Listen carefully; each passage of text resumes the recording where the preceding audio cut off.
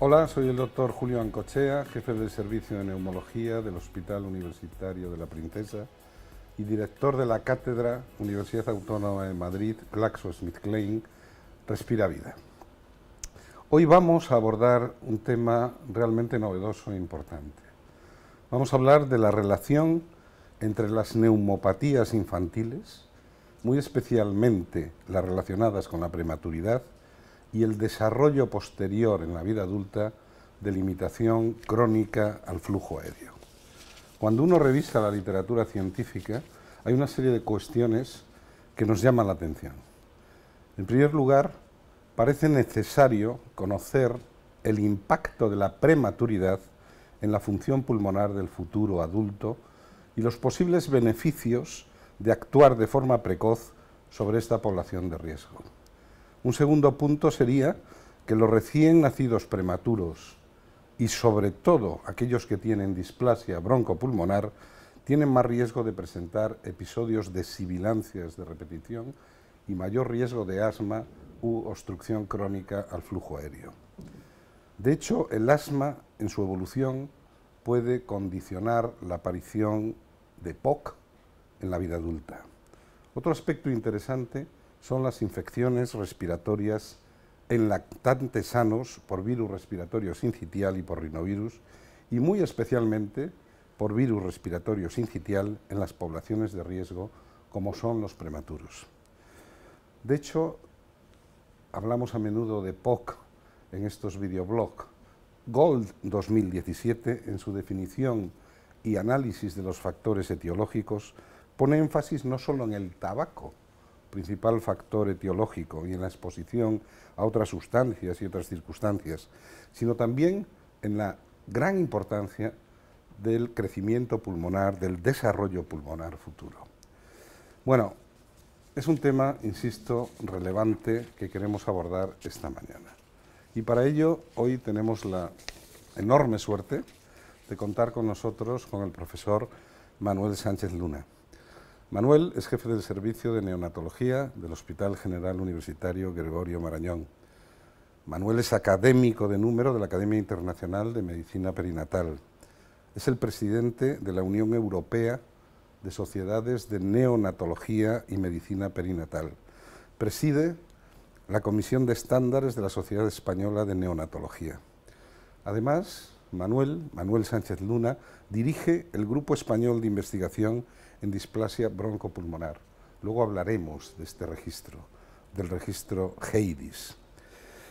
Tiene una intensa actividad investigadora y un currículum magnífico. Ha recibido numerosos premios. Recuerdo que el año pasado fuiste médico del año y también el año pasado, ya veremos este año, recibiste la medalla al mérito en el trabajo. Y luego, como coordinador científico de la Estrategia Nacional de POC, me cabe la satisfacción de que en una enfermedad de la cuarta, quinta, sexta, séptima décadas de la vida, contar con un neonatólogo como experto en este comité científico. A lo largo de esta conversación se darán ustedes cuenta del porqué de esta circunstancia. Manuel, muchas gracias. Gracias por estar aquí. Bueno, nadie como tú nos puede hablar de una serie de temas, ¿no? En primer lugar, me gustaría plantearte cuál es la situación de la prematuridad en España. ¿Dónde estamos? ¿A dónde vamos? ¿Cuáles son los motivos de ese incremento teórico, al menos, ¿no?, de la prematuridad? Julio, la prematuridad siempre ha sido un buen marcador de la calidad de los sistemas públicos de salud. Y nosotros estábamos muy orgullosos de que en nuestro país ostentábamos una de las mejores tasas de prematuridad, siendo bastante baja. Estábamos en un 6,5, rozando el 7. ¿Qué ha pasado en los últimos años? Pues en los últimos años ha ido subiendo progresivamente, y no solo en nuestro país, sino en los países de nuestro entorno. En toda la Unión Europea estamos asistiendo a un incremento progresivo de la tasa de prematuridad, y esto se debe a muchos factores, no solamente uno, pero quizá el más importante sería el envejecimiento progresivo de las madres que llegan a la gestación. Fíjate que en Europa, España e Italia somos los dos países que tenemos la mayor edad media de las madres que llegan a la gestación. Estamos por encima de los 32 años y en la Comunidad de Madrid hemos superado ya los 33. Hay una relación directa entre la prematuridad y la edad de las madres. Pero es que además, la edad de las madres se asocia también a las técnicas de reproducción asistida, que todos sabemos que ya de por sí estas técnicas aumentan el riesgo de prematuridad, por las propias técnicas, porque la pareja que llega a una técnica de reproducción asistida tiene un problema de fertilidad, no lo podemos olvidar, y eso se relaciona con mayor riesgo de prematuridad, pero es que además hay mayor riesgo de prematuridad por la mayor tasa de gemelaridad que tienen estos embarazos. Por lo tanto, se ha juntado prácticamente todo. Y luego también muchos factores sociales que no se nos pueden olvidar, porque realmente si la madre llega más tarde a la gestación, muchas veces es porque no está protegida suficientemente la gestación desde el punto de vista social, desde el punto de vista laboral y desde el punto de vista, vamos a llamarlo en general, de la propia familia. Cuesta mucho trabajo sacar una gestación adelante en las condiciones laborales en las que está padeciendo nuestro país en los últimos años. Y por eso, probablemente, toda la franja sur de Europa se está resintiendo mucho más con un aumento de la tasa de prematuridad que el resto de los países, donde la gestación está más protegida y de alguna manera está más cuidada desde el punto de vista social y desde el punto de vista administrativo. Dime, ¿cuáles son las consecuencias de esta prematuridad? La morbilidad asociada a la prematuridad, con especial énfasis en la insuficiencia respiratoria. Bueno, las consecuencias son múltiples y ahí hay que distinguir claramente que no es lo mismo nacer un poco prematuro que muy prematuro. Ahí vamos a distinguir aquellos niños que nacen en lo que llamamos el límite de la viabilidad, pasada la 22 semanas de gestación y alcanzando la 26. Ahí se centran la gran mayoría de los problemas que vamos a considerar graves a medio y largo plazo, y especialmente sensibles los problemas de la vía aérea. Nacer en esa época hace que la vía aérea esté absolutamente inmadura. Y el momento del nacimiento va a provocar que esa vía aérea no vaya a crecer y se detenga el desarrollo. Se detiene en una fase muy precoz del desarrollo embrionario y hace que esa vía aérea sea totalmente distinta a la vía aérea de un niño que nació a término. Eso va a hacer que aun en su crecimiento postnatal, ese crecimiento va a condicionar una función pulmonar alterada y una función pulmonar que hoy sabemos que, independientemente de que los niños muy prematuros hayan tenido enfermedad en la época aguda después del nacimiento, esa función pulmonar va a estar limitada a medio y largo plazo. Tenemos estudios ya de seguimiento de niños que nacieron muy prematuros y ahora son adultos, donde se ve que la capacidad funcional del pulmón está limitada. Tienen patología obstructiva de la vía aérea y tienen disminución del intercambio gaseoso y hasta el volumen pulmonar también es distinto. Por lo tanto, la condición de haber nacido muy inmaduro, hoy sabemos que puede provocar una limitación de la función pulmonar posteriormente.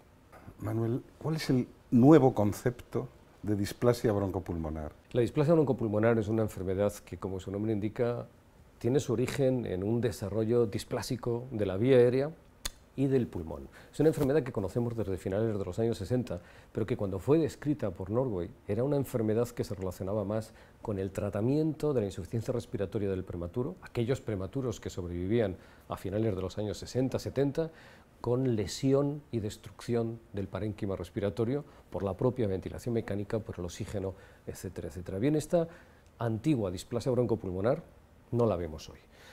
A mí me gusta más llamarla, en lugar de antigua, traumática, porque realmente es una enfermedad que se relacionaba con el trauma del tratamiento sobre el pulmón.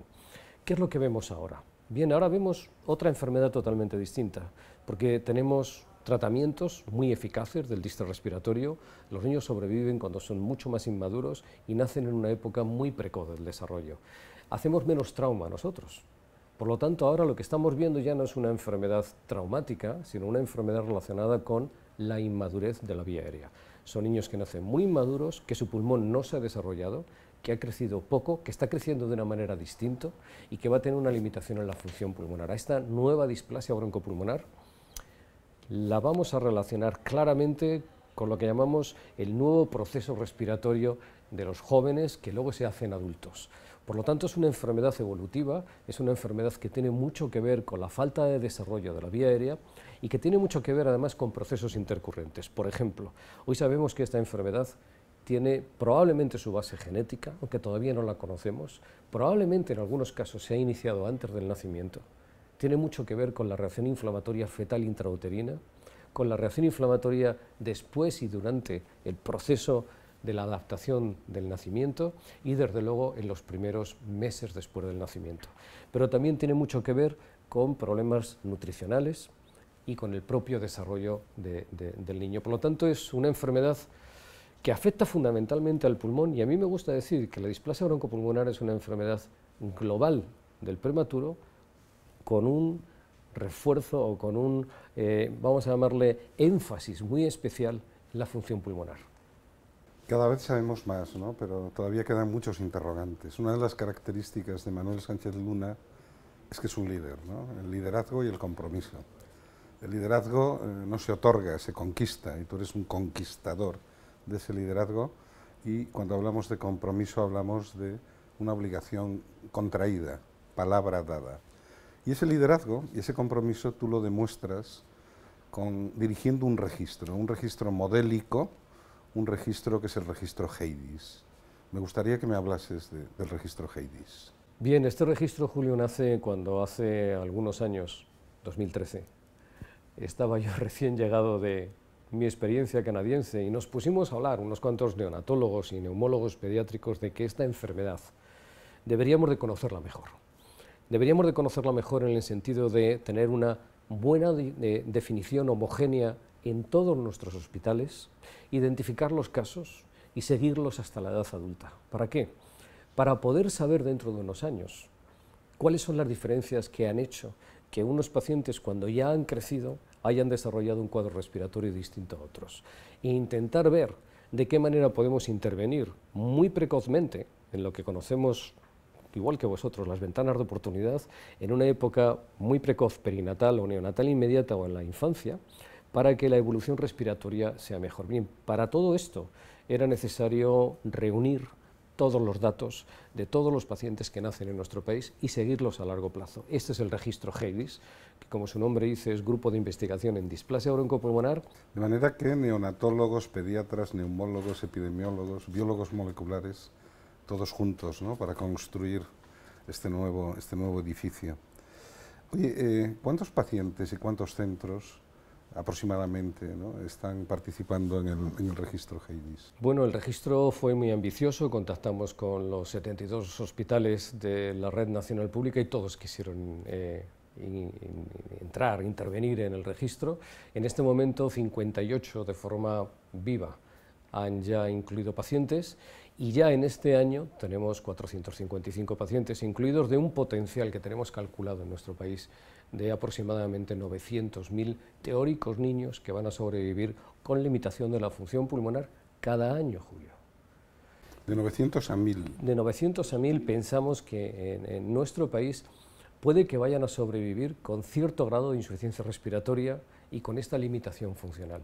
Y esto es un problema extraordinariamente serio, porque va a recaer en el futuro de la sociedad anualmente un volumen de pacientes sobre el que hay que intervenir para que no se agrave a largo plazo su función pulmonar.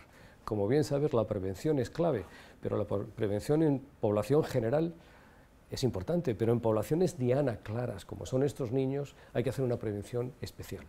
Como novedad, vamos a intentar este año tener ya nuestro banco de células para hacer el seguimiento a muy largo plazo de marcadores genéticos, marcadores biomoleculares que nos pueden de alguna manera ayudar y que os van a ayudar a vosotros, como neumólogos de adultos, a mirar retrospectivamente cómo eran las características de estos pacientes cuando eran pequeños para poder intervenir de forma precoz.